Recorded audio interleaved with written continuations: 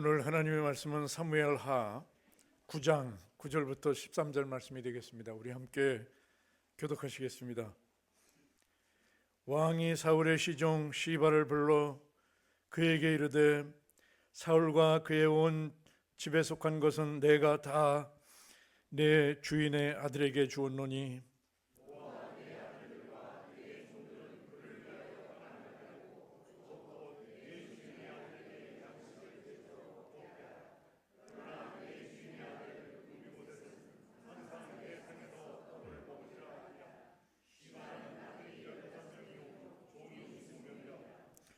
시바가 왕께 아뢰되 내 주 왕께서 모든 일을 종에게 명하신 대로 종이 준행하겠나이다 하니라. 무비보셋은 왕자 중 하나처럼 왕의 상에서 먹으니라.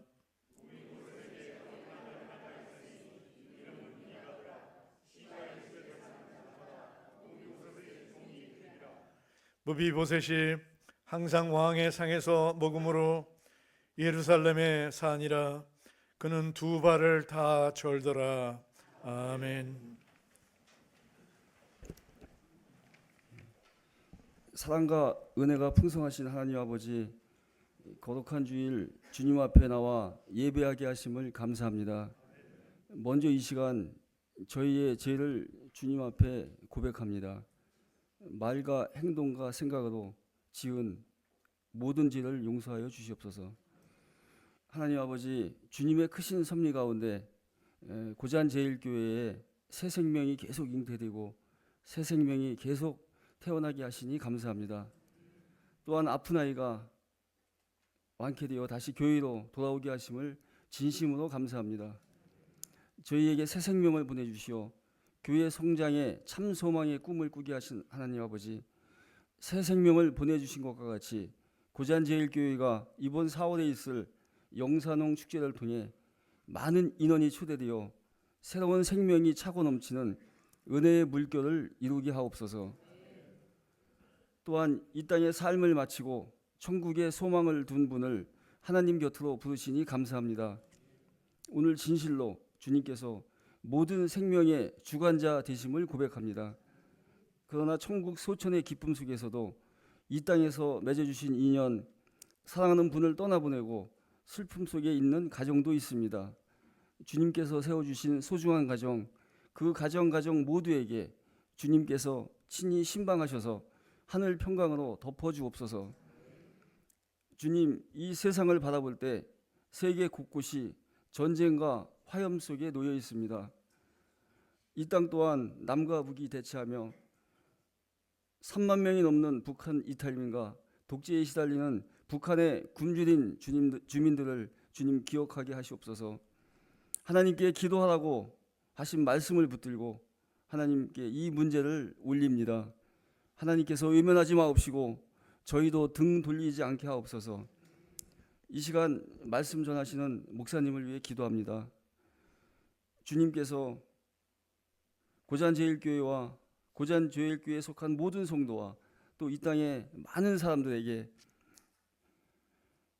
하나님의 사랑을 전파하고 영혼의 구원을 위하여 보내주신 우리 목사님, 이제 여러 가지 영육 간에 재정적, 물질적으로 또한 모든 것에 하나님 부족함이 없게 하여 주옵시고 하나님 성령의 충만함과 능력을 더하여 주시고 전하시는 설교와 대언의 말씀이 살아 역사하게 하시며 듣는 모든 성도의 마음에 깊이 새겨지게 하옵소서. 목사님 영육 간의 강건함을 지켜주시고 사역 가운데 늘 새 힘과 은혜를 더하여 주옵소서. 또한 예배를 위해 보이지 않는 곳에서 수고하며 봉사하는 모든 손길 위에도 복을 내려 주시옵소서. 특별히 내일부터 성도의 코이노니아를 위한 식당 봉사 보수공사를 시작합니다. 모든 가정 속에 함께하여 주시고 안전사고 없이 무탈하게 잘 마치게 하옵소서.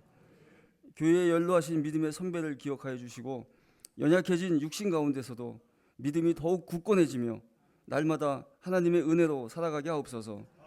각 가정을 붙들어 주시고 가정마다 하나님의 사랑과 화목이 넘치게 하옵소서. 이 모든 말씀 저희를 위해 십자가 지신 예수 그리스도의 이름으로 기도합니다. 아멘.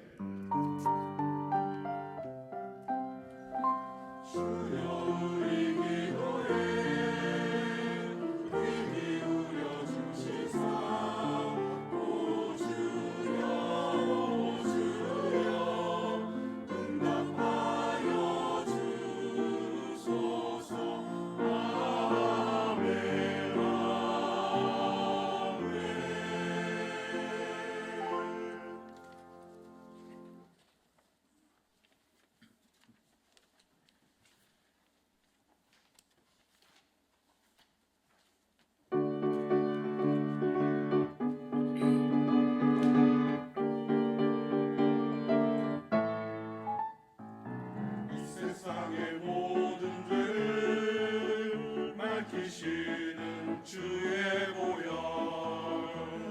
성자 예수 그 귀한 피 찬송하고 찬송하세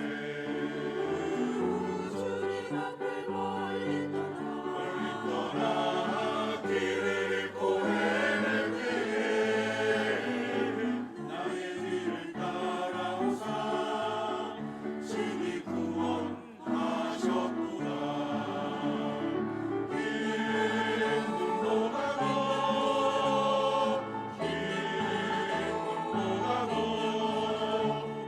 주의 흘리신 보혈로 이게 씻어 주옵소서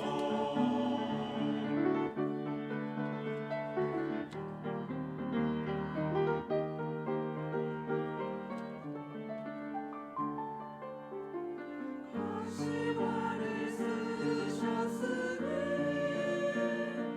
피로 얼굴 묻으셨고 십자가의 모진 고통 나를 위해 당하셨네 말로 형용할 수 없는 주의 구속하신 주의 은혜와 큰 사랑 찬송하고 찬송해 찬송하고 찬송해 아버지를 멀리 떠나 바른 길을 저버리고 여러 가지 죄악으로 주홍같이 되었으니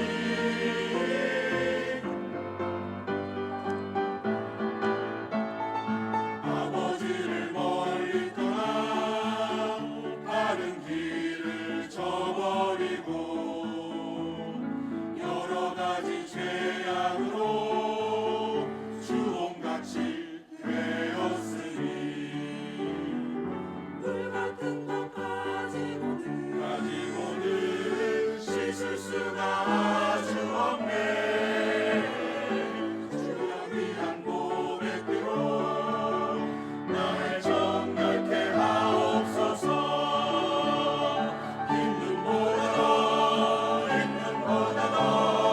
힘든보다 더 주의 흘리신 보혈로 이게 씻어 주옵소서 이게 씻어 주옵소서 이게 씻어 주옵소서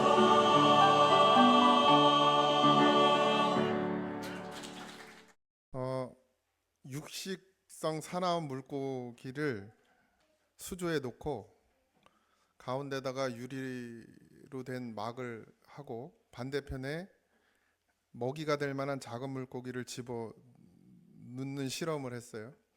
그랬더니 이제 이 육식성 물고기가 그걸 먹으려고 가다가 유리에 부딪히고 또 가다가 유리에 부딪히고 그래서 이제 피가 나고 상처를 입고 계속 반복하다가 결국 이제 포기하게 되고 한쪽 구석에서 이제 시름시름 이제 앓는 거예요. 아프니까. 그때 요 유리막을 딱 빼면 이 작은 물고기들도 어떻게 해요? 이제 돌아다니겠죠. 그래서 그 큰 물고기 옆에 가서 있어도 이 물고기가 그걸 먹지 못한대요. 그래서 결국에는 그냥 그 많은 먹이 앞에서 먹지 못해서 죽는 그런 실험을 했는데 그것을 파이크 증후군이라고 합니다. 우리도 우리의 삶 가운데서 예수를 믿는다고 하면서 늘 죄에 빠지잖아요. 그래서 나는 안 되는 인간인가 보다. 해봐도 똑같구나. 그런 생각들을 갖다 결국 믿음의 경주에서 탈락하게 만드는, 그러니까 말씀을 못 듣게 만들고 말씀에서 멀어지게 만들고 말씀을 소화시키지 못하게 만드는 그런 상황에 놓이게 될 때가 있습니다. 근데 주님은 우리에게 은혜를 말씀하세요. 은혜. 우리의 노력이 아닌 전적인 하나님의 은혜로 우리가 살아가고 있다는 사실을 늘 잊지 마시기 바랍니다. 상황과 환경 때문에 좌절하고 낙심하고 무너지는 것이 아니라 어떠한 상황에서도 하나님의 은혜로 살고 있음을 늘 기억하는 그런 성도가 되어주시기를 주님의 이름으로 축복합니다. 이 사람은 이게 조금 잘 되면은 자기가 잘해서 된 줄 압니다. 직장이 안정되면 내가 열심히 해서 여기까지 왔다라고 생각을 하고, 사업이 잘 되면 내 선택이 옳았다라고 이렇게 생각을 하죠. 그런데 그게 무너지기 시작하면 그때 깨닫게 되죠. 그때라도 깨달으면 감사한데, 내가 서 있는 자리가 은혜였구나 라는 사실을 깨닫는 것, 그것 또한도 우리에게 은혜인 줄 믿습니다. 매 순간 모든 게 다 잘 되는 게 중요한 것이 아니라 내가 지금 어떤 삶을 살며 어떤 공급을 받고 있는지, 하나님 나를 어떻게 인도하고 계시는지를 늘 깨닫고 늘 그 중심에 그 마음을 두고 살아가는 것만큼 우리가 은혜로 사는 것이 없는 줄 믿습니다. 우리는 자격을 따지는 세상 가운데 살고 있어요. 실력이 있어야 대접받고 조건이 맞아야 혜택을 누린다라고 생각을 하거든요. 그래서 많은 사람들이 스펙을 쌓죠. 심지어 요즘엔 목회자들도 그 스펙을 쌓느냐고, 박사가 나쁘다는 얘기는 아닙니다. 박사를 받아야 큰 교회에서 청빙을 하니까 그 박사 학위를 준비하라요. 나보고도 큰 교회 가려면 준비해놔라. 안 갈지 모르니까 안 가고 만다. 내가 그래서 안 가고 만다. 그 모든 것이 그렇게 조건에 의해서 실력에 의해서 모든 것이 다 된다라고 생각하는 착각에 빠졌죠. 내가 준비되어야 되고 내가 노력해야 된다. 물론 열심히 하고 성실히 해야죠. 그러나 성경은 세상의 계산법과 전혀 다르게 말하고 있어요. 모든 것이 은혜다. 하나님의 은혜, 전적인 하나님의 은혜다라고 우리에게 제시하고 있습니다. 오늘 이제 세 번째 시간이죠. 주의 길을 걷는 사람들 세 번째 시간에 등장하는 무비보셋이라는 인물은 아무런 자격이 없는 자에게 베풀어 주시는 하나님의 압도적인 사랑이 무엇인지를 이 인물을 통해서 하나님께서 보여주고 계십니다. 무비보셋은 처음부터 끝까지 은혜로만 서 있는 사람으로 이 성경 안에 그려지고 있습니다. 특별히 사무엘 하죠. 저희가 성경 필사를 했던 그 부분 중에 하나인데, 다윗 왕이 나라를 안정시킨 후에 갑자기 이런 질문을 해요. 사울의 집에 남은 사람이 없느냐? 이 왕의 입에서 이런 말이 나왔다는 건 사실 살벌한 질문입니다. 요즘 왕가 사는 남자가 한 1,500만 됐나? 1,400만까지 제가 들었는데 저도 봤거든요. 단종의 이야기인데 거기도 똑같죠? 힘을 빼앗기 위해서 어떻게 해요? 그 왕족들을 다 유배 보내고 거기서 죽게 만들고 뭔가 건수를 잡아서 죽여버리는 그런 상황이죠. 다윗은 지금 이제 정권을 잡고 왕이 됐고 이제 안정을 누리는 그런 시기에 접어들면서, 그러니까 조금 정리가 된 상태에서 이제 그런 질문을 하니까 이건 진짜 뭐 다 잡아다 남아 있는 씨를 말려버리겠다는 생각으로 들려질 수도 있겠죠. 정권을 잡으면 뭐 그 전에 있던 왕족들은 다 그냥 다 죽여버리는, 씨를 말려버리는 게 그래야 후환이 없다라고 생각하는 것이죠. 그런데 다윗은 그 질문을 한 이유가 달랐습니다. 내가 그에게 은총을 베풀고 싶다라고 이야기하는 거예요. 지금 사울 왕의 가족 중에 누가 남은 사람이 있느냐? 그럼 내가 그에게 은총을 베풀겠다는 거예요. 말도 안 되는 일이거든요, 사실. 어떤 일이 일어날지 무슨 그들을 통해서 지금 뭐 사울이 왕을 하고 있을 때 그 신하였고 뭐 그랬던 사람들, 정권을 잡았던 사람들 여전히 살아 있어요. 그러니까 왕족을 데려다가 그 사람에게 힘을 주기 시작하면 또 다른 쿠데타를 일으킬지 모르는 그런 상황임에도 불구하고 일단 뭐 사실 지금 다윗은 무비보셋의 상황을 모르니까요. 그럼에도 불구하고 그에게 은총을 베풀겠다라고 얘기합니다. 그때 이제 등장한 것이 무비보셋이죠. 사울 왕의 손자이고 요나단의 아들이었습니다. 그가 이제 어릴 때 도망가다가 떨어져서 장애를 입게 되어 두 다리를 저는 사람이었습니다. 이제 그런 상황은 다윗은 모르는 거예요. 그리고 지금 그는 로드발이라는 목초지가 없는 땅, 그러니까 황폐한 광야, 은혜가 끊어진 곳에서 살고 있습니다. 이것이 무비보셋의 현실이에요. 왕궁이 아니라 광야에 있고 영광이 아니라 숨어 살아야 하고 가능성이 아니라 절망 가운데 있는 것이 무비보셋이었습니다. 그런데 놀라운 일이 벌어지죠. 다윗이 그를 찾아요. 오늘 읽지 않았지만 9장 1절에 다윗이 이르되 사울의 집에 아직 남은 사람이 있느냐 내가 요나단으로 말미암아 그 사람에게 은총을 베풀리라 하니라. 이 무비보셋이 왕을 찾아가는 것이 아니라 왕이 그를 찾아가는 거예요. 그러면 이게 복음입니다. 우리가 하나님을 찾은 것이 아니라 하나님이 우리를 먼저 찾아주셨다는 사실. 이게 은혜죠. 반드시 기억하십시오. 신앙은 내가 하나님을 선택한 이야기가 아니라 하나님이 나를 찾아오신 이야기입니다. 자서전이 아니에요. 하나님의 전적인 은혜의 이야기입니다. 자서전 쓸 생각하지 마시고 하나님의 은혜를 기록하시길 바랍니다. 그가 왕 앞에 섰어요. 이제 그랬더니 엎드려서 무슨 말을 하느냐, 나는 죽은 개와 같은 사람입니다 라고 자기를 낮춥니다. 이 표현은 과장됨이 아니죠. 하나님 앞에선 우리의 고백이기도 합니다. 그는 쓸모없다고 느껴지는 사람이고 버려진 사람이고 언제 죽어도 이상하지 않은 사람이었어요. 그의 상황은. 그런데 다윗이 이렇게 말해요. 두려워하지 말라. 두려워하지 말라. 여러분, 이게 우리에게 복음입니다. 다윗이 무비보셋에게 은혜를 베푼 이유는요, 무비보셋의 됨됨이 때문이 아니에요. 뭘 잘하거나 뭐 성실하거나 착하거나 이래서 한 게 아니라 7절에 그 답이 있습니다. 내가 반드시 내 아버지 요나단으로 말미암아 내게 은총을 베풀리라. 다윗은 과거에 요나단과 맺은 뭘 기억하는 거예요? 지금 언약을 기억하는 거예요. 마치 하나님께서 이스라엘 백성에게 하신 언약을 기억하는 것처럼. 그렇게 해서 누구를 보내요? 예수님을 보내는 것처럼. 하나님이 우리를 사랑하시는 이유는 우리의 의 때문이 아닙니다. 여러분이 예배를 잘 드리고 여러분이 11절 잘하고 뭐 헌금을 잘하고 교회 봉사 잘하고 헌신 잘하고 그래서 우리를 사랑하시는 것이 아니라 예수님 때문에,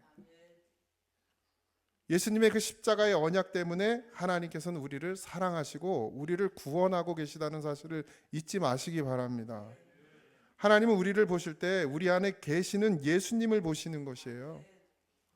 우리의 상태와 상관없이 하나님의 약속은 신실하고 그 언약 때문에 우리를 버리지 않고 계신다라는 것입니다. 물론 우리가 정결해야죠. 성결해야죠. 깨끗해야죠. 하나님을 믿으니까 잘 살아내야죠. 그렇지만 우리에게는 늘 흠이 있고 연약함이 있고 죄가 있습니다. 그렇지만 여러분, 그것 때문에 낙심하고 낙담하고 좌절할 필요가 없어요. 회개하는 자마다 하나님, 나는 개 같은 사람입니다. 난 쓰레기 같은 인생입니다. 하나님의 은혜가 아니면 살 수 없는 사람입니다라고 고백하는 자마다 하나님은 늘 언제나 건져주신단 말이에요.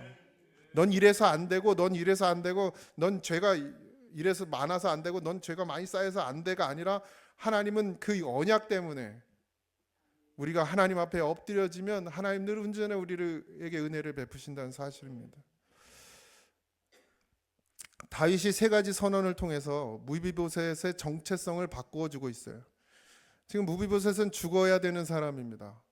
상황상, 역사상, 정치적으로라도 다 죽어야 될 사람이지만 하나님께서 다윗이 무비보셋의 정체성을 바꿔줘요.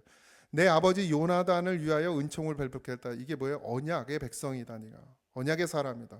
또 사울의 모든 밭을 돌려주겠다. 땅의 회복이거든요. 여러분, 이게 육신의 땅을 얘기하는 게 아닙니다.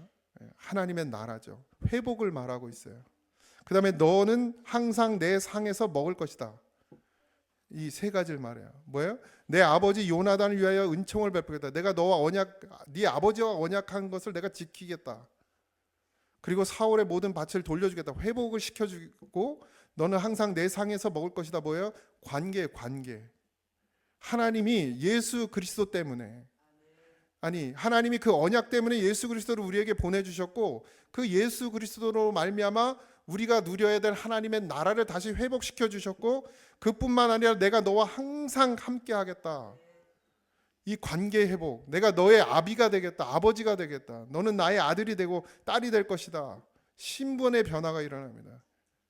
죽을 수밖에 없고 영원한 음지에 살아야 되고, 죽지 않더라도 음지에 살아야 되고, 영원히 회복될 수 없는, 영원히 지옥에 갈 수밖에 없는 저주의 땅에 살아야 되는 우리를 하나님께서 그 약속 때문에 예수 그리스도를 통해서 우리를 회복시키시고 우리를 하나님의 자녀 삼아 주셨다라는 거죠.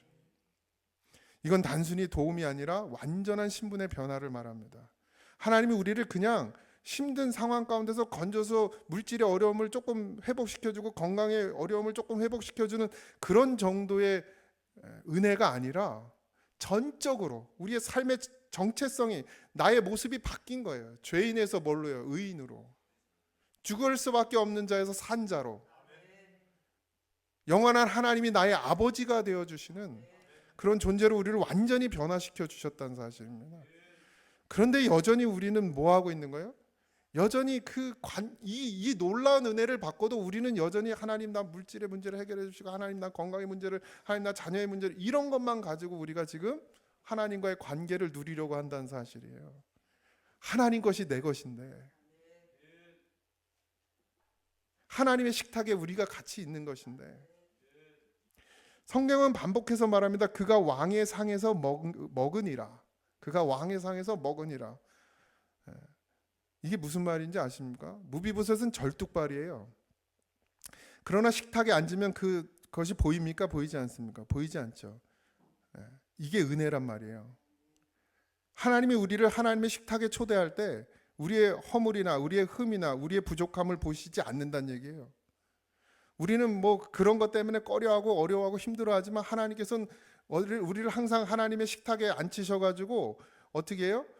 우리의 연약함은 가리시고, 우리의 부족함은 가리시고, 우리의 상처는 가리시고, 어떻게 하나님의 은혜가 드러나게 한다. 이것이 하나님과 우리와의 관계란 말이에요. 이런 은혜 안에 우리가 지금 살고 있어요.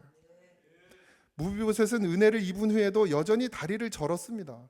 그 고침을 받았습니까? 그렇지 않죠. 우리도 예수님을 믿어 구원받았지만 여전히 삶의 연약함과 고통과 상처를 안고 살아갑니다. 그러나 변하지 않는 사실은 우리가 지금 무비보셋이 왕의 식탁, 다윗의 식탁에서 함께 식사를 하는 것처럼 우리가 하나님과 함께 있다라는 사실이에요. 그런데 시험이 옵니다. 압살롬의 반역이 일어나요. 다윗이 도망을 가게 됩니다. 그래서 압살롬이 반역을 일으켜서 예루살렘으로 들어오고 다윗은 급하게 피난길을 오릅니다. 이때 무비보셋은 다윗과 함께 가고 싶었으나 몸이 불편하잖아요. 다리를 절잖아요. 그러니까 자기가 짐이 될까 봐 어떻게 해요? 가지 않아요. 함께 가지 않아요. 근데 그를 대신해서 나귀를 준비하던 종 시바가 먼저 다윗을 찾아옵니다. 근데 이 시바, 아까 우리가 읽었죠? 시바에게 권한을 주면서 무비보셋을 잘 섬기라고 했습니다. 그랬더니 이 시바가 뭘 하냐면 거짓말을 해요. 시바는 다윗에게 음식을 바치면서 무비보셋이 예루살렘에 남아 이스라엘 족속이 이제 내 아버지의 나라를 내게 돌리라고 배반의 말을 했다고 모함을 하게 됩니다. 그리고 다윗은 또 그 말을 듣고 성급하게 판단. 여러분, 급한 결정은 유익이 되지 않습니다. 항상 무슨 말을 들으면 어떻게 해야 돼요? 그 인간이 그랬어? 가 아니고 기도하세요. 기도하세요. 입을 다물고 기도하세요. 하나님께 먼저 물어야 돼요. 근데 다윗이 그렇게 하지 못했어요. 피난 중이라 경황이 없었어요. 지금 아들도 배신해가지고 자기를 공격하는데 무비보셋까지 그런다고 하니까 어떻게 하겠어요? 꼭지가 돌지. 돌면 안 돼요. 그러니까 그 다윗이 이런 말을 남겨 무비보셋의 모든 재산을 시바에게 주겠다고 약속을 해버립니다. 여러분 깨어 있으시기 바랍니다. 그래서 반역을 진압했어요. 다윗과 무비보셋이 다시 만나게 됩니다. 압살롬의 반역이 진압되고 나서 다윗이 예루살렘으로 귀환할 때 무비보셋이 왕을 맞으러 나옵니다. 이때 그의 모습이 아주 충격적이에요. 사무엘 하 19장 24절에 왕이 떠난 날부터 평안히 돌아오는 날까지 그 발을 맵시 내지 아니하고 그의 수염을 깎지 아니하며 옷을 빨지 아니하였더라. 이게 무비보셋의 마음이었습니다.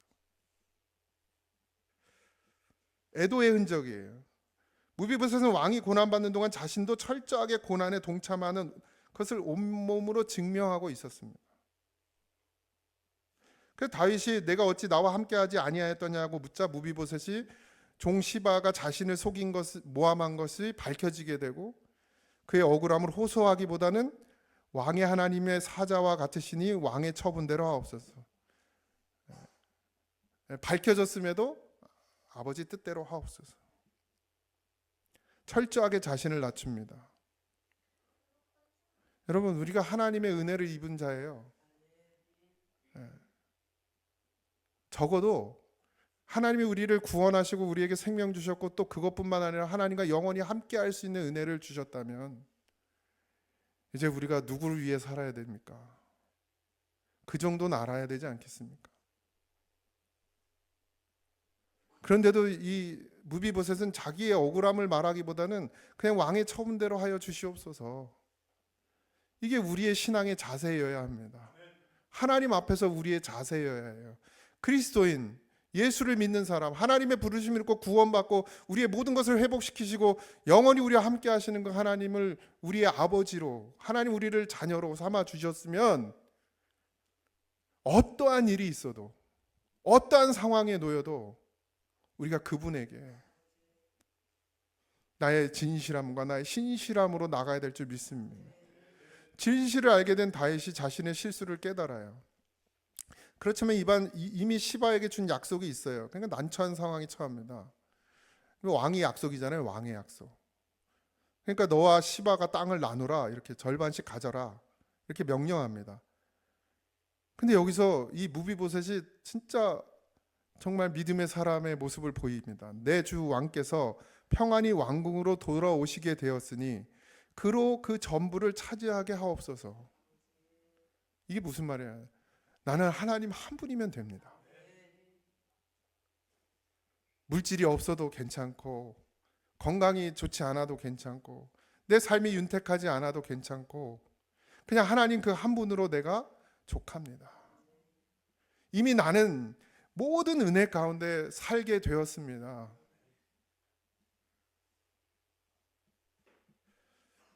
소문보다 뭐가 중요한 거예요? 진실이 중요해요.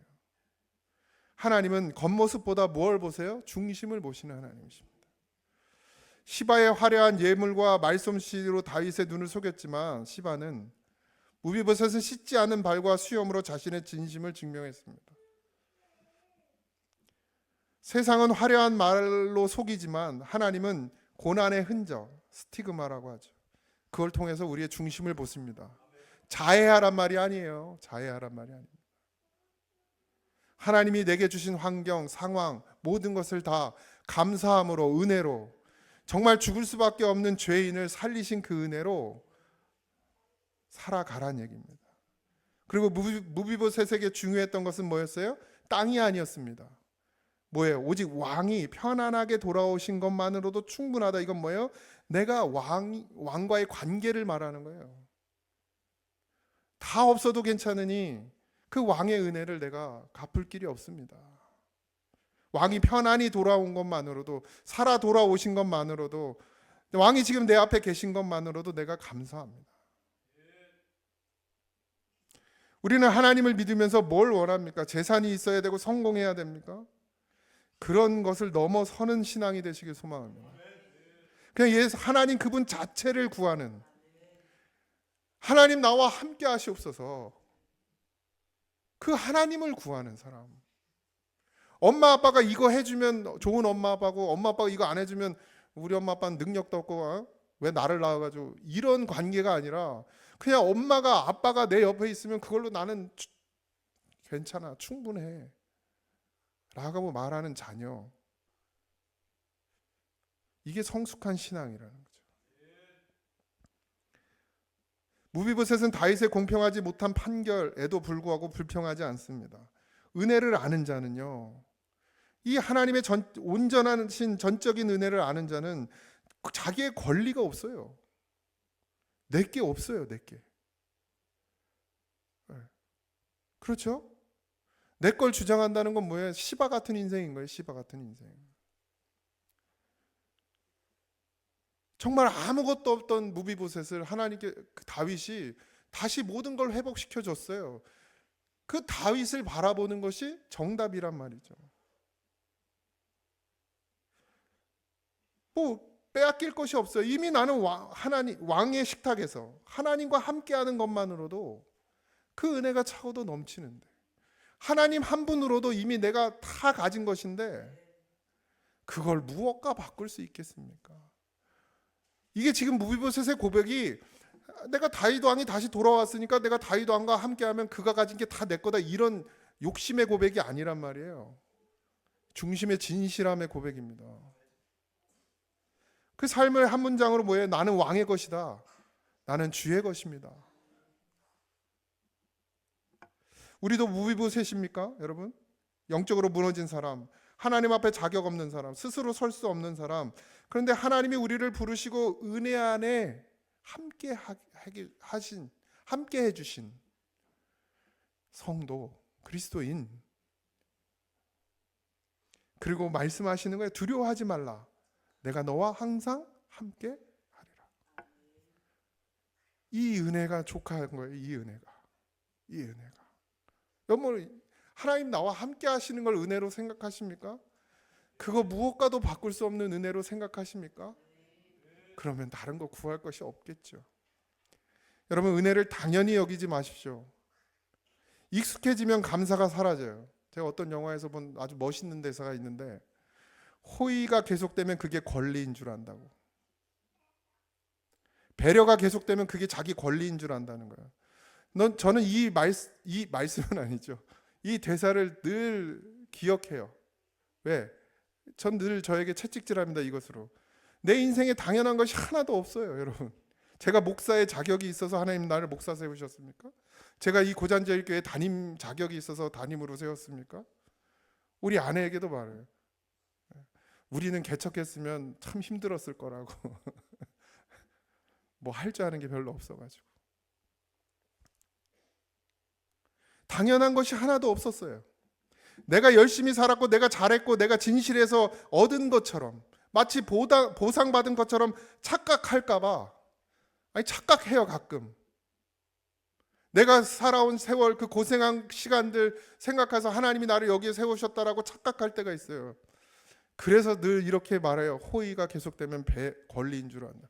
마치 내가 이걸 누려도 되는 것처럼, 담임 목사로서 이 정도 사례비 받아도 되지, 내가 그렇게 고생하는데 당연히 이 정도 대우 받아도 되지라는 착각에 빠져요. 그러면 시바 되는 거예요. 시바 되는. 하나님께서 오늘 당장이라도 내게 있는 것을 다 걷어가시고, 만약에 당회에서 그럴 일은 없겠지만, 목사님 우리 교회 재정 어려우니까 목사님 월급 그냥 100만 원만 받아가세요. 그럼 내가 그것도 은혜지요 라고 말할 것 같아요. 이럴 것 같아요. 그러지 않으려고 채찍질하는 거예요. 그러지 않으려고. 여기 선 거 자격이 아니에요. 여기 선 거 보상이 아니에요. 그냥 전적인 하나님의 은혜이고, 더 낮은 자리에 임하라고 해도, 더 낮은 상황 가운데 임해, 네가 뭘 해도, 내가 무엇을 시켜도 억울하지 아니하고 원망하지 아니하고 불평하지 아니하고 그걸 감당할 수 있어야 된다. 그게 은혜 입은 사람이다. 여러분, 당연한 것으로 여기지 마십시오. 하나님이 여러분들을 택하시고 부르셔서 하나님 자녀 삼아 준 것, 이게 당연한 것이 아닙니다. 여전히 우리의 죄악 가운데서도 하나님이 그것을 보지 않고 우리를 은혜로 인도하시는 것이 당연한 것이라고 생각하지 마십시오. 이건 전적인 하나님의 은혜입니다. 갚을 길 없지만 갚아가는 삶을 살아가야 되는 것이죠. 내가 지금 상황이 힘들다고 하나님이 나를 떠난 것이 아닙니다, 여러분. 무비보셋이 다윗이 떠났어요. 여러분 보세요. 압살롬이 왔어요. 무비보셋의 목숨이 남아나겠습니까? 다윗에게 붙어서 압살롬의 입장에서 봤을 때 무비보셋은 다윗에게 찜붙어가지고 저렇게 뭐라 그래 간사하게라고 볼 거 아니겠습니까? 그러니 오자마자 당장 어떻게 해야 돼? 죽여버리고 싶겠죠. 그런 상황 가운데 놓인 거예요. 어쩌면 무비보셋은 몸이 불편하고 힘들어도 누굴 쫓아갔어야 돼요? 다윗을 쫓아가야 돼요. 근데 다윗에게 나를 그렇게 은혜 베풀어준 다윗에게 내가 짐이 되고 싶지 않고, 그래서 내가 차라리 여기서 죽는 마음으로, 거기 남으면 당연히 죽죠. 왕이 돌아올 때까지 뭐 한 거예요? 기도한 거죠. 그게 떠났다고 해서 모든 것이 무너지는 것이 아니라 하나님은 그곳에서도 다시금 빛을 내시고 열매를 맺으신다는 사실. 하나님 나를 떠난 것이 아닙니다. 내가 어려워지니까, 내가 힘들어지니까, 내가 무슨 죄 때문인가, 내가 하나님이 나를 떠난 것인가? 여러분 그렇게 해서 하나님은 우리를 절대 떠나지 않으십니다. 우리가 떠나는 거지. 우리가 스스로 포기하고 스스로 좌절하고 말씀 듣지 않고 귀가 둔하여지고 눈이 어두워지고, 그래서 떠나는 것이지 하나님이 우리를 버리시는 것이 아니죠. 신앙은 상황이 아니라 뭐예요? 관계예요, 관계. 그런 상황 가운데서도 무비보셋은 다윗과의 관계를 온전히 유지했죠. 하나님과의 관계를 바로 세우시기 바랍니다. 나는 분명히 주님의 것인지, 그것이 증명돼야 할 상황이 올 때 증명하는 사람이 되시길 바랍니다.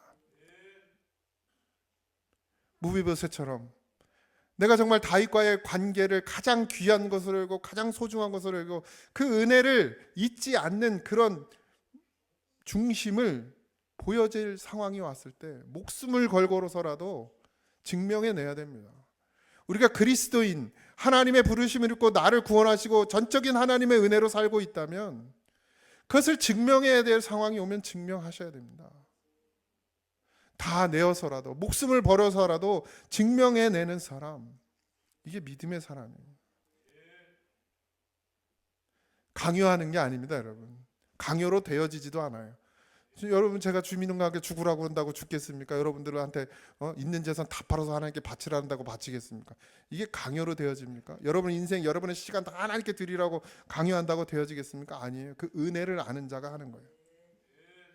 하나님의 그 전적인 은혜를 아는 사람이 무비보셋처럼 다윗의 은혜를 아는 자, 목숨을 버리서라도 그 은혜, 그 베푸신 은혜를 지키는 자. 무비보셋의 인생의 한 문장은 뭐예요? 나는 왕의 것이다.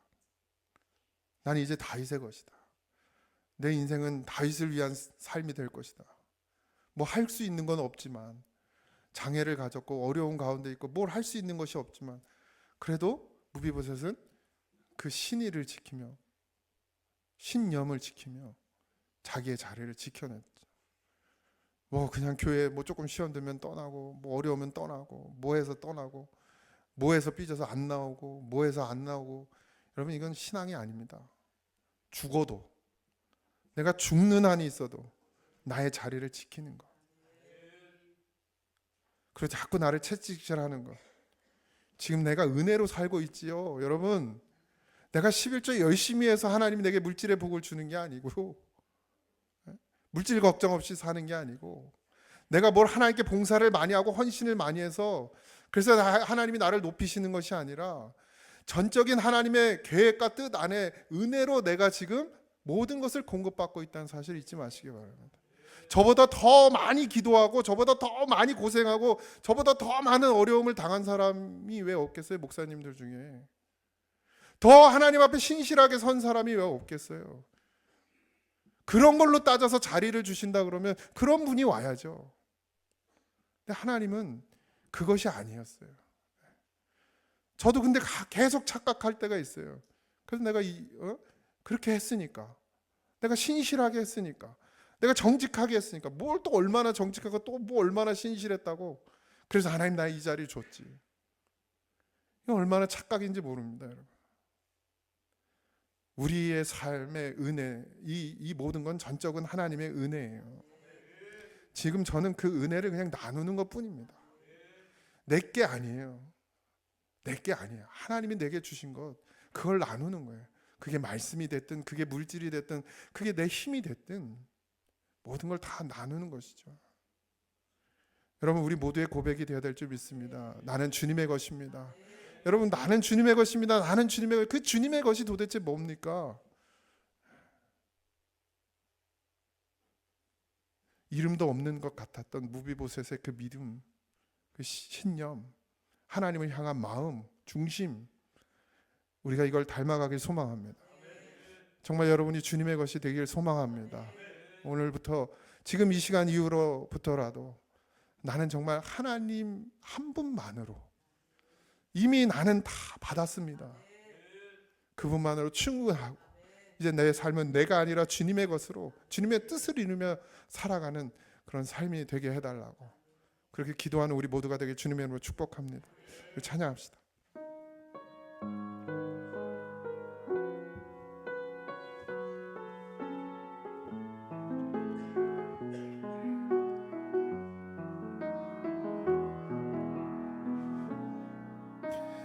이 세상을 살아가는 동안에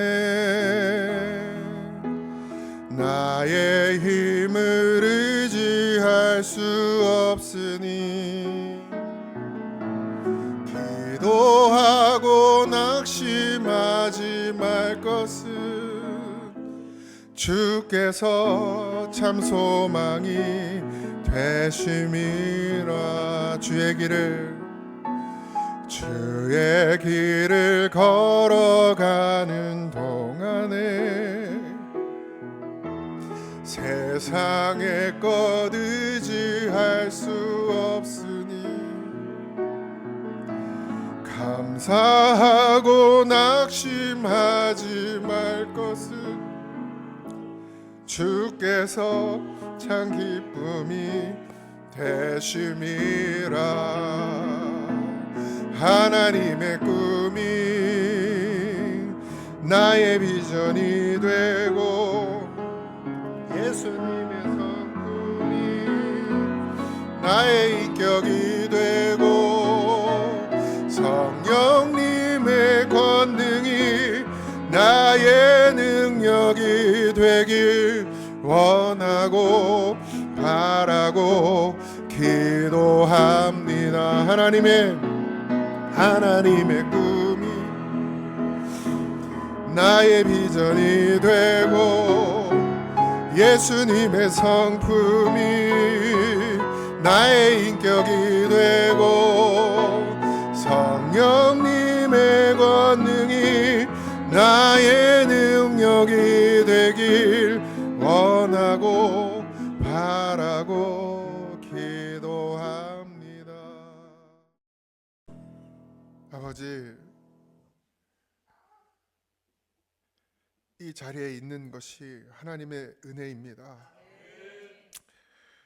뭘 많이 한 것 같고 많은 것을 하나님을 위해서 희생한 것 같고 헌신한 것 같고 나는 정말 주님을 위해서만 산 것 같다라는 착각에 아버지 하나님, 내가 누리고 있는 것을 감사할 줄 모르고 더 가지려고 하고 더 누리려고만 하는 이 죄인을 용서하시고 온전한 하나님의 은혜로 살고 있음을, 전적인 하나님의 은혜로 살고 있음을, 그래서 앞으로 내 삶이 아버지 하나님 어떠한 고통이 오고 어떠한 어려움이 오고 어떠한 상황이 와도 다 견디고 이기고 주님만 온전히 바라보고 주님 한 분으로 충분하다고 고백하며 살아갈 수 있도록 우리의 믿음을 아버지 하나님 충만하게 하여 주시옵시고, 전적인 은혜이며 나는 주님의 것이며 나는 온전히 주를 위해 살아야 되는 하나님의 백성인 것을